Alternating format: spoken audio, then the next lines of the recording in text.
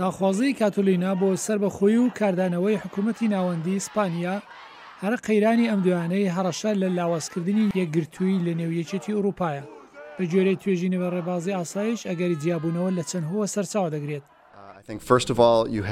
پێش هەموو شتێک قەیرانی پەناخوازی لە نێو خۆی وڵاتاندا بۆتە هۆی دووبەرەکی. دووهەم چ ناوێک لەسەر مارکسیزمی کولتوری دابنێم کە نوخبەکانی ئەوروپای پەیڕەوی دەکەن و لە ئەمریکاش هەیە لە رووسیاسی و ئەوان ڕاستن. سێهەم رووسیا چالاکانە هەوڵی پاچەکردنی ئەوروپا دەدات و بەداخەوە هەندێک سەرکەوتنیان هەبووە. بەڵام کەسانی تر دەڵێن هۆی ئەو جیاوازیە بەهۆی پشتگوێخستن و بە گرنگ نەگرتنە، مەسەلەیەک ڕووسیەکان بۆ بەرژەوەندی خۆیان بەکاری دێنن. بەشێکی مامناوەندی ئەوروپا بەهۆی گرفتەکانی کۆچبەری ئابووری پرۆژەیەکێتی ئەوروپایان پێباش نییە. هەروها ئەوان بیرۆکراسی لە بروکسل وا نابینن کە وەڵامدەری نیگەرانی ئەوانە.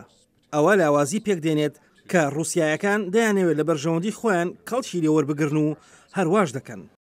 ڕاوەرگرتنەکانی ئەم دوایانە نیشان دەدەن ئەوروپاکان جیاوازیان تێکەوتووە لە دەمێکدا خەڵکێکی زۆری ئێرلند پشتیوانی لە پرۆژەی ئەوروپا دەکەن کە زۆرینەکان لە ئیتالیا و یونان دەڵێن ئەندامەتی ئەوروپا بەرژەوەندی بۆ ئەوان نەبووە.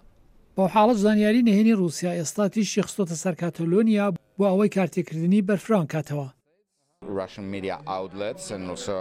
میدیای رووسیا و کەسانی ویکیلیکس سەر بە رووسیا لە ناکاو لە قەیرانەکانی کاتۆلۆنیادا دەبن بە پسپۆر.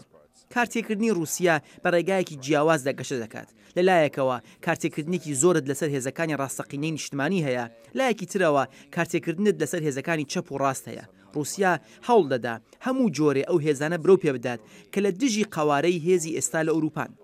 کمیسیۆنی ئەوروپا هەڵوێستی لەسەر کاتۆلینا نەگۆڕاوە، دەڵێت تەنیا لەگەڵ حکوومەتی ناوەندی مادرید ڕوبەڕوویە. سەرۆکوەزیری ئیسپانیا ماریانۆ ڕاجۆی پارلەمانی کاتۆلۆنیای هەڵوەشاند و داوای هەڵبژارنەکانی پێشوەختی بۆ 21 دیسامبر کرد.